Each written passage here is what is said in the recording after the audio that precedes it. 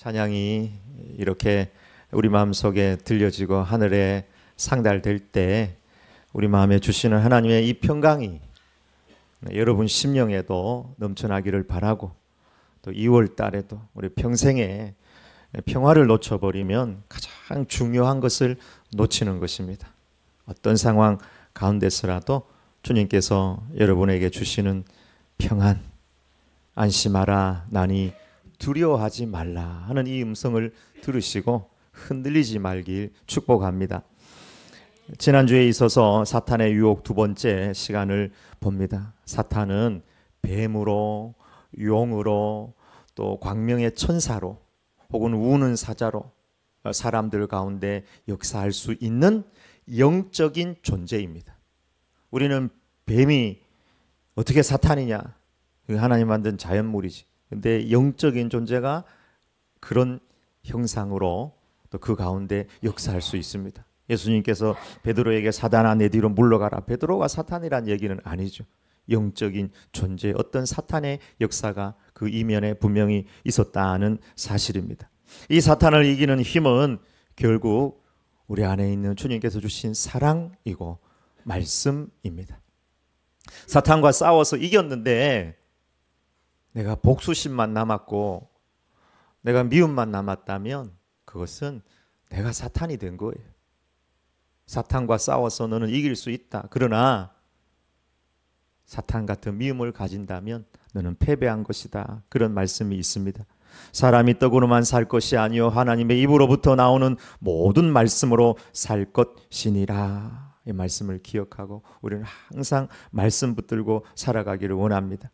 첫 번째 시험, 밥의 시험이지만 적용 오류의 시험이라고 이렇게 말씀을 나눴습니다. 너 하나님의 아들이니까 너에게 가장 시급한 것, 40일 금식한 사람이 밥의 문제를 가지고 기도하고 구할 수 있는 것은 너무 당연한 것이겠죠.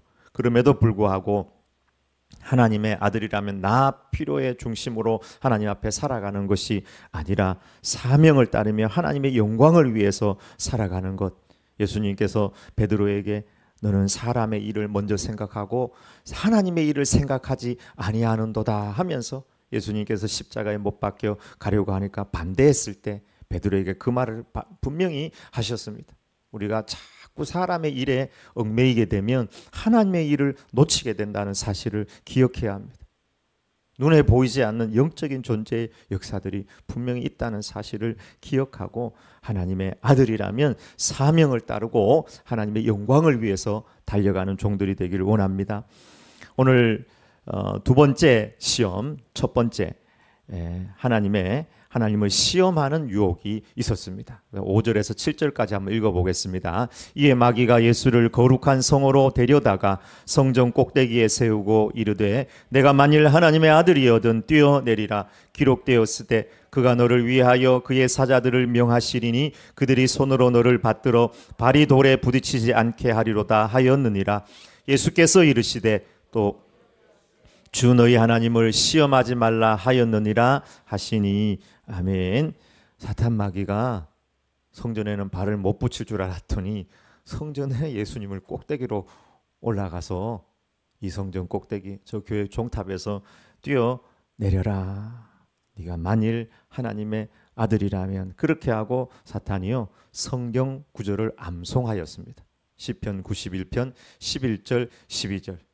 이 구절은 나도 암송을 못하는데 사탄이 암송을 했어요. 그가 너를 위하여 그의 사자들을 명하시리니 그들이 손으로 너를 받들어 발이 돌에 부딪히지 않게 하리로다. 예수님을 시험에 빠뜨리기 위해서 우리가 잘 모르는 그 구절 사탄이 암송해가지고 예수님에게 딱 말했습니다. 그때 예수님께서 주 너의 하나님을 시험하지 말라 하였느니라 이렇게 답변하였습니다. 이 두 번째 유혹을 어떻게 정의할 수 있을까요?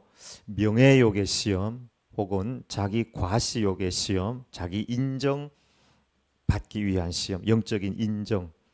그렇죠? 하나님의 아들이라면 뛰어내려서 산다면은 영적으로 하나님의 아들 맞다 하는 자기 과시욕과 인정. 여러분 사람들은 누구나가 다 인정받고자 하는 욕구가 있습니다. 내가 부족한 것이 많아도 그 사람이 한 일에 대해서 여러분 인정해 주면 그 사람이요 평생 잊지 않아요. 잘했습니다. 수고했습니다. 근데 잘하고 수고한 건 다 놔두고 못한 것만 가지고 자꾸 들쑤시고 이야기하면은 평생 그것도 못 잊어요. 다 인정받기를 원해. 근데 예수님에게 와서 명예의 시험인지 자기 과시욕의 시험인지 자기 인정의 시험인지 이걸 가지고 예수님을 건드렸는데요. 이 시험을 예수님의 대답을 통해서 분명하게 정의하고 싶습니다. 이 시험은 하나님을 시험하는 유혹이었습니다. 주 너희 하나님을 시험치 말라 하였느니라 하면서 이 시험을 예수님께서 이기셨습니다. 하나님의 존재와 능력과 하나님의 사랑 모든 것이 다 나를 위해서 있어야 한다는 그런 유혹입니다. 내가 주님을 위해서 있어야 하는데 내가 하늘에서 스카이 다이빙을 해도 하나님께서 나를 위해서 천사를 보내야 하는 존재로 하나님은 있어야 된다는 그런 유혹입니다. 한 신학생이 학교에서 공부를 열심히 해야 되는데 못하고 시험 문제를 받았는데 도대체 무슨 문제인지 모르겠습니다. 아무리 생각하고 기도를 해도 아무 생각이 안 나. 그래서 답을 이렇게 썼습니다. 하나님은 모든 것을 아십니다. 이렇게 제출했습니다. 교수님이 보니까 괘씸해. 그래서 성적표에 하나님은 100점, 너는 빵점. 하나님 제가 11조 1,000만원을 드릴 수 있도록 해주신다면 그때 하나님의 존재를 믿겠습니다. 제가 비록 어제 공부는 못했지만 평소 열심히 예배를 드렸으니까 좋은 점수 주실 줄 믿습니다. 자기 자신이 할 일이나 회개는 내려놓고 무조건 하나님께서 개입하셔서 해결해 주십시오 하는 것은 이것은 하나님을 시험하는 유혹입니다. 여러분은 이런 시험의 유혹을 당해본 적이 없습니까? 저는 솔직히 있습니다. 하나님을 시험하는 유혹, 물질이나 자식이나 인간관계나 모든 면에 있어서 하나님 살아계시다면 하나님 이렇게 해주십시오. 그럼 제가 믿겠습니다. 하나님 이만큼 했으니까 이만큼 결과가 나와야 되는 것 아닙니까? 하나님을 시험하는 유혹. 사탄이 뿔 달고 와서 그렇게 한 건 아닌데 영적인 존재가 우리가 하나님을 시험하는 유혹을 자꾸 합니다. 그때 두 가지 미끼를 던지는데요. 첫 번째는 정체성을 자극하는 미끼입니다. 이거는 첫 번째 똑같이 이야기했습니다. 네가 만일 하나님의 아들이라면. 두 번째는 첫 번째 그렇게 해도 예수님께서 이렇게 이겨내버리니까 두 번째는 첫 번째에 더 강화된 유혹의 미끼를 던지는데 그 두 번째는 성경 말씀이었습니다. 네가 만일 하나님의 아들이라면 뛰어내려라. 하나님께서 너를 천사들을 보내서 바쳐 주실 것이다. 성경에 이르되 하면서 시편 91편 11절 12절을 딱 암송하였습니다. 천사들이 너를 받아줄 것이다. 지난주에 말씀드렸지만 이 정체성을 전제로 앞에 두고 뒤에 내 욕심 욕망을 집어넣는 것은 전제 악용의 시험이라고 할 수 있습니다. 굉장히 좋은 말, 위대한 말, 원칙 다 이야기하고 그 다음 자기 욕심을 뒤에 딱 집어넣는 거예요. 첫 번째 시험에서 패배한 사탄은 두 번째는 성경을 암송하면서 예수님을 유혹하였습니다. 말씀을 너무 귀하게 여기는 예수님, 성경 말씀을 딱 암송하니까 말 다 했죠. 성경 말씀을 암송하니까 아 그렇구나. 하나님의 아들이 이렇게 광야에 있을 때 다 그 발을 상하지 않게 하시는구나. 여러분 이단 사이비에 빠져 있는 분들이 신천지나 뭐 여호와의 증인이나 뭐 하나님의 교회나 이 사람들 왜 못 빠져 나오는지 아세요? 물론 인간관계도 중요해요. 인간관계 때문에 뭐 직장을 알선해 준다든지 서로 뭐 경조사를 돌본다든지 뭐 그런 부분에 있어서 다 열심히 돌봐주는 것도 있지만 가장 중요한 것은 그들이 믿는 그 교리가 너무 성경적이라고 생각하는 거예요. 왜 그러냐 하면 다 비유풀이를 가지고 논리적인 고리를 연결해 가지고 딱 가르쳐 놨어요.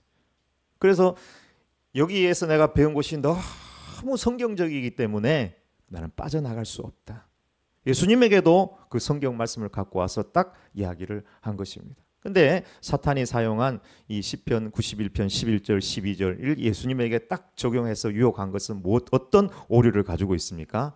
바로 저것입니다. 전체 맥락과 상관없이 적용하는 것입니다. 어떤 도둑이 오늘 이번 달 2월 달 새롭게 되었으니까 새로운 마음을 가지고 내가 도둑질을 해야 되겠다. 구하라, 찾으라, 문을 두드리라. 그러면은 자꾸 문이 열리고 응답하신다고 했지. 그리고는 남의 집 문을 담을 타놓고 들어가고 남의 집 금고 앞에서 구하라, 찾으라, 문을 두드리라 그랬지 하면서 거기서 구하고 찾고 문을 두드린다. 그 성경 구절이 정말 하나님의 뜻이고 성경 맥락 전체에서 주시는 메시지냐 하는 것입니다. 이런 오류를, 이런 시험을 우리가 얼마나 많이 받는지 모릅니다.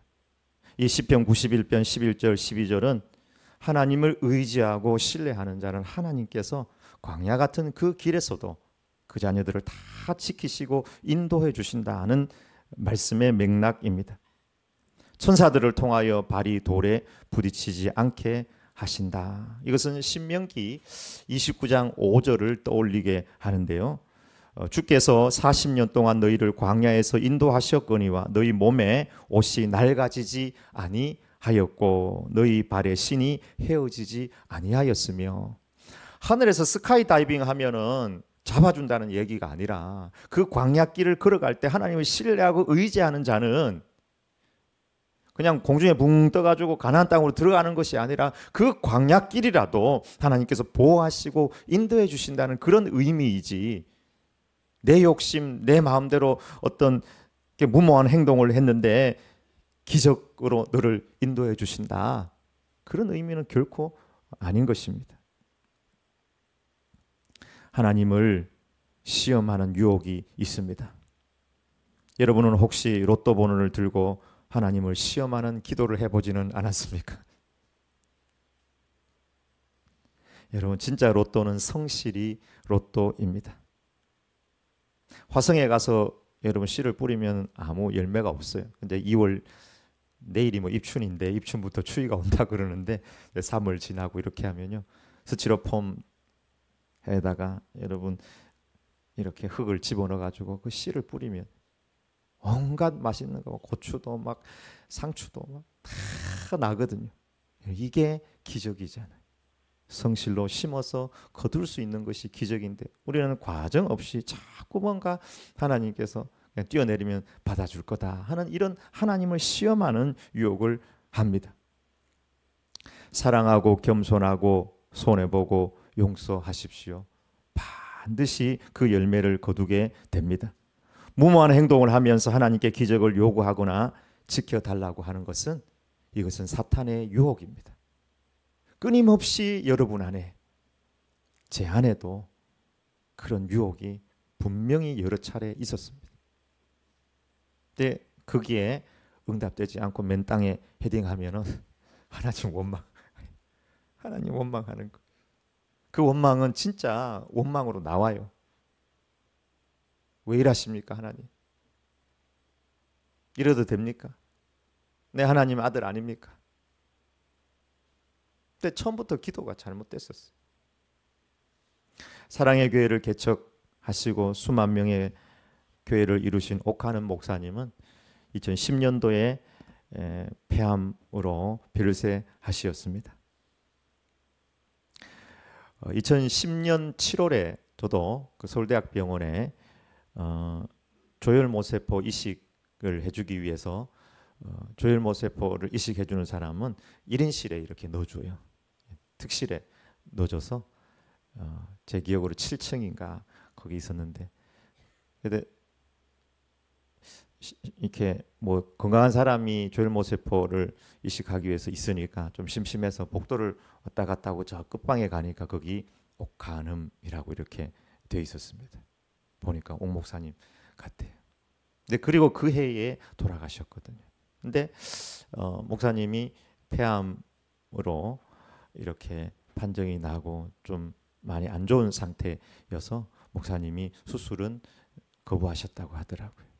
그리고 목회를 정리를 이미 이제 65세에 은퇴를 하셨으니까 정리하면서 하나님 앞에 자기의 마음을 정리하면서 투병하면서 하나님 앞에 나갔던 것입니다.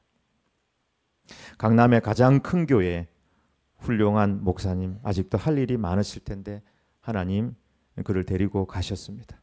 암은 녹을지어다 고쳐주시옵소서. 하나님의 영광을 위하여 고쳐주시옵소서. 그렇게 기도할 수 있었지만 목사님 저렇게 기도하셨다고 합니다. 주님, 저는 다만 도구에 불과합니다. 주님의 영광을 위한 도구로 저를 쓰시고 필요 없으시다면 거두어 가십시오. 저는 그저 주님의 뜻을 따를 뿐입니다. 얼마나 겸손하고 하나님의 뜻을 따르는 기도입니까? 제자는 믿음으로 사명의 길을 가는 사람들이지 하나님을 이용해 가지고 내 목적을 이루는 자들이 아니라는 사실입니다. 예수님 하나님의 아들 맞습니다. 그렇기 때문에 뛰어내려도 맨바닥에 헤딩하지 아니하고 살았을 가능성이 있을 수도 있었는지도 모르겠습니다. 그러나 예수님은 주 너희 하나님을 시험하지 말라 단호히 사탄의 유혹을 거절하셨습니다. 그리고 예수님은 하나님의 뜻을 따르며 십자가의 길을 가셨습니다. 사명의 길, 십자가의 길을 가는 것이 사탄에게 이기는 길입니다. 여러분, 기적 자체가 승리가 아닙니다. 예수님께서는 물 위를 걷는 기적을 우리에게 보여주셨지만 너희도 다 이렇게 물 위로 걸어 다녀라 말씀하지 않으셨습니다. 물 위를 걷는 것보다 더 큰 기적은 물 위를 걷는 그 자체가 아니라 이 땅도 바르게 걷는 것, 그것이 더 큰 기적이라는 사실을 우리가 잊어서는 안 될 것입니다. 두 번째, 마지막 유혹은 바꿔치기의 유혹입니다. 다 같이 한번 읽어보겠습니다. 마귀가 또 그를 데리고 지극히 높은 산으로 가서 천하만국과 그 영광을 보여 이르되 만일 내게 엎드려 경배하면 이 모든 것을 내게 주리라. 이에 예수께서 말씀하시되 사탄아 물러가라. 기록되었으되 주 너희 하나님께 경배하고 다만 그를 섬기라 하였느니라. 아멘. 이번에는 성전 꼭대기보다 더 크고 높은 지극히 큰 산으로 높은 산으로 가서 천하만국과 그 영광을 자세하게 보여주면서 이것을 너에게 주겠다. 나한테 절하라. 세상 영광과 하나님께 드릴 영광을 바꿔치기 하는 유혹이다. 이렇게 생각을 합니다. 여러분 생각에 사탄이 예수님에게 천하만국과 그 영광을 줄 수 있겠습니까? 저는 거짓말이라고 생각합니다. 천하만국과 그 영광도 다 주님 손안에 있습니다. 아담과 하와를 유혹했던 그가 정말로 저것을 먹으면 하나님같이 된다. 그 말 자체가 거짓말이었습니다. 처음부터 거짓말쟁이고 살인자고 예수님을 죽이기 위해서 사명 감당하지 못하기 위해서 사탄이 유혹한 것입니다. 이것이 바꿔치기의 유혹입니다. 마귀의 인생은 마귀의 역사는 10원짜리 100원짜리 싸구려를 들고 와서 영원한 가치와 영광을 빼앗아 가려고 시도합니다. 철 모르는 아기가 집에 사다 놓은 저런 금 두꺼비가 그걸 애들은 그냥 장난감인 줄 알고 가지고 놀다가 옆집에 못된 아저씨가 딱 보니까 사탕 가지고 살살 살았더니 요거 줄게 바꾸자 하면은 금 두꺼비 그냥 바로 줘버리고 사탕하고 바꿔버리는 거죠. 이게 뭔지 아무것도 모르는 거예요. 실제로 아프리카를 여행했던 서양인들이 보니까 아프리카에서 애들이 말이죠. 다이아몬드 원석을 가지고 막 노는 거예요. 그래서 쟤들을 꿰야 되겠다 싶어서 초콜릿하고 사탕하고 막 나눠주고 선심을 쓰다가 그 다음 또 초콜릿하고 사탕 들고 와가지고는 그냥 주기는 그러니까 너희가 가지고 노는 그 공깃돌하고 바꾸자. 그래가지고 초콜릿하고 사탕하고 다이아몬드하고 그 원석하고 바꿔치기를 했다는 것입니다. 실제 있었던 아프리카의 이야기입니다. 여러분 이완용이나 을사오적은 자기들이 받으려는 그 땅이나 권력이나 이런 것에 나라와 민족과 역사와 우리의 정신과 주권, 생명 모든 것을 팔아 넘기고 말았습니다. 이 바꿔치기의 유혹은 성경 곳곳에 기록되어 있습니다. 사탄의 역사 눈에 보이지 않지만 이 바꿔치기의 유혹으로 항상 우리를 자극합니다. 그 첫 번째가 아담과 하와입니다. 선악과 가지고 영생 에덴 동산하고 바꿔치기 하자. 거짓말하면서 나옵니다. 요셉도 순간적인 쾌락을 가지고 천국, 하나님의 뜻, 총리, 총리는 가장 작은 거예요. 그것을 통해서 하나님께서는 만민의 생명을 구원할 계획들을 가지고 있었는데 순간적인 쾌락을 들고 와가지고 그거하고 바꿔치기 하자 유혹하였습니다. 가룟 유다는 은 30에 예수님을 팔았습니다. 천국을 판 것이고 제자의 영광을 판 것입니다. 은 30은 노예 한 명을 살 수 있는 그런 돈인데 한 달치 월급 된다고 합니다. 지금으로 치면 300만 원, 400만 원에 예수님을 파고 천국을 팔아버렸던 것입니다. 사탕 하나에 다이아몬드를 넘긴 철없는 아이보다도 못한 장사를 가룟 유다는 하고 말았습니다. 사탄은 무엇과 자꾸 바꾸자고 할까요? 하늘의 영광, 섬김, 원수사랑, 하나님께 예배드리는 것, 하나님께 영광 돌리는 것을 일시적인 것들 가지고 자꾸 바꿔치기 하자는 거예요. 일시적인 쾌락을 가지고. 보디발의 아내가 그랬습니다. 마약을 들고 오는 오늘날의 유혹의 문화가 그렇습니다. 물질을 들고 와서 하늘의 영광하고 바꾸자고 하는 것이죠. 예수님은 섬기라고 하였는데 자꾸 사단 마귀는 1등이 되어서 군림하라고. 이것도 유혹입니다. 예수님은 원수 사랑하라고 다윗에게 칼을 탁 쥐어줬어요. 죽이라고. 그러나 다윗은 원수 갚는 것은 하나님께 있습니다 하면서 사울을 사랑하였습니다. 산상수훈의 가장 핵심도 여러분 산상수훈을 자꾸 읽어보십시오. 예수님의 어떤 분명한 뜻이 거기 나옵니다. 원수 사랑입니다. 원수라도 사랑할 수 있는 그 믿음과 마음, 거기까지 올라가는 것이 너무 힘든 거예요. 하나님께만 예배하겠습니다. 다니엘과 그 세 친구들, 모세도 마찬가지. 하나님만 섬기겠습니다. 그 백성들은 자꾸 우상을 섬기면서 또 다른 것을 자꾸 갈망했던 것입니다. 이 사탄이 자꾸 바꾸자고 하는 거예요. 헤롯은 사람들이 막 칭송하니까 그 칭송받는 것으로 하나님께 영광 돌리지 않았습니다. 우리 인생에 우리가 잘하고 못하고 부족하고 연약하고 이런 거 다 있지만 모든 영광은 하나님께 돌려야 될 것입니다. 근데 자꾸 내가 하나님의 영광을 가로채려고 하는 것이죠. 이게 사탄이 주는 유혹입니다. 헤롯은 나중에 벌레에 먹혀 죽었다고 성경에 기록하고 있습니다. 특별히 오늘 성경은 뭐와 바꾸자고 하느냐 하면 예배와 바꿔치기 하자. 이 천하만국과 영광을 다 줄 테니까 나를 예배해라. 나를 경배해라.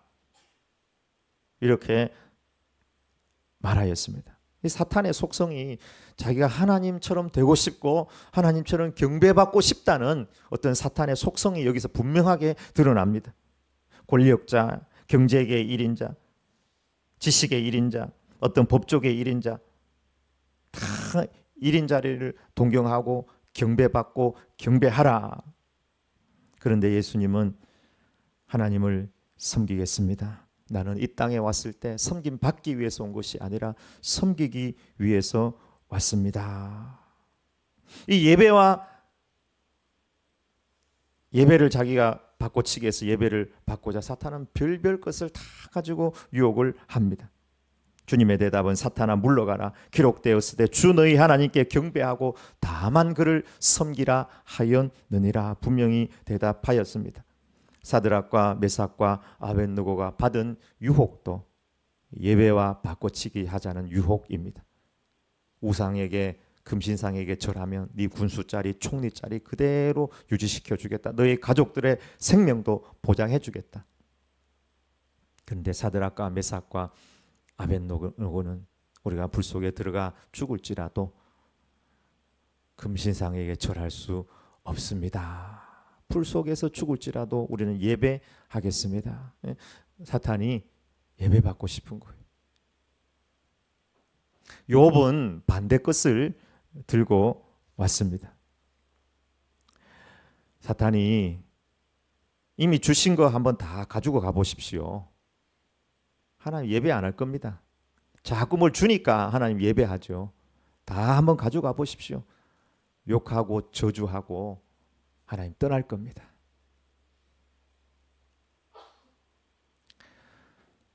자식 10명 다 죽었죠. 재산 다 폭망했죠. 가슴 찢어지는 가슴을 옷을 찢으며 머리털을 밀고 땅에 엎드렸지만 성경은 그가 엎드려 예배하며 내가 모태에서 알몸으로 나와 싸운 적 또한 알몸이 그리로 돌아가올지라 주시니도 여호와시오 거두시니도 여호와이시오니 여호와의 이름이 찬송을 받을지니이다.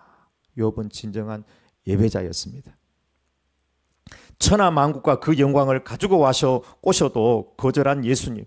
욥은 반대의 것을 가지고 왔습니다. 가난을 가지고 오고 아픔을 가지고 오고 고통을 가지고 오고 오해를 가지고 오고 온갖 악한 것을 다 가지고 오고 사드락과 메삭과 아벳느고 핍박 풀무불 앞에서도 우리는 예배하겠습니다. 가난해도 예배, 아파도 예배, 오해받아도 예배, 풀무불 앞에서도 예배, 사자굴 앞에서도 예배. 하나님은 예배하는 자들을 찾으십니다.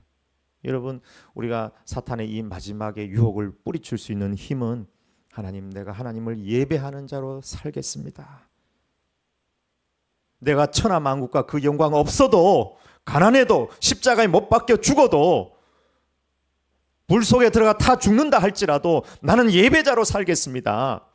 다만 하나님만 섬기겠습니다. 이 마음이 있을 때 우리는 사탄을 이겨낼 수 있습니다. 오늘날 가나안 성도가 엄청나게 많다고 합니다. 교회 안 나가의 반대가 이제 가나안이죠. 그럼 어디 갑니까? 세상으로 자꾸 갑니다. 자기 자신들은 교회에 출석에 아무런 책임이 없다고 생각할지 모르지만 인생의 책임은 결국 자기 자신이 지는 것입니다. 많은 성도들이 편리함을 추구하고 디지털 문화 속에서 세속화의 물결을 타고 있습니다. 영상 예배는 어쩔 수 없을 때 드리는 예배입니다. 최소한의 예배이죠. 군대가 있다든지 병원에 있다든지 우리가 코로나 같은 이런 팬데믹 상황 어쩔 수 없을 때 그런데 늦잠 자가지고 잠옷 입고 이 예배 드리는 건지 안 드리는 건지 그냥 슬쩍 몇 번 들었다고 예배 드렸다, 영상 예배 드렸다. 본인이 알 거예요. 자신이 알아요. 자꾸 사탄은 예배와 뭘 바꾸려고 우리에게 뭔가를 집어던집니다. 그것이 좋은 것일 수도 있고 나쁜 것일 수도 있습니다. 한국교회는 일제강점기에도 예배를 드렸습니다. 한국 전쟁 때도 예배를 드렸습니다. 우리 교회의 역사를 여러분 한번 찾아보시면 1951년 김해군 대저면 대지리에 교회를 신축 이전했다고 나와 있습니다. 1951년이면 아직 전쟁 중인데 전쟁 중에도 예배 처소를 마련하고 예배를 드렸다는 사실입니다. 여러분, 어떤 재미나 어떤 물질, 어떤 편리, 어떤 상처, 어떤 핍박이 온다 할지라도 예배와 바꾸지 말길 바랍니다.